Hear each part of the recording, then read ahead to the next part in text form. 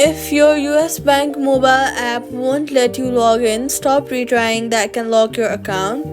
First of all, check if your US Bank is having temporary outage.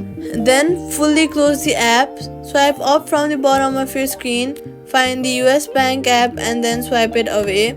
After that, turn off any VPN, private DNS or ad blockers. Swipe down from your mobile screen and then try switching between Wi-Fi and mobile data to rule out network issues. Also, make sure that you're connected on a stable Wi-Fi so the app operates smoothly.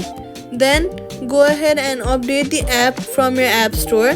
In App Store, search for US Bank and then update your app. Updating your app, login problems often happens on the outdated version of the app. Updating your app ensures you have all the latest files and bug fixes, so update it. Now if it still fails, tap forgot password in the US Bank app. Tip: work or public Wi-Fi often blocks banks login, and that's it.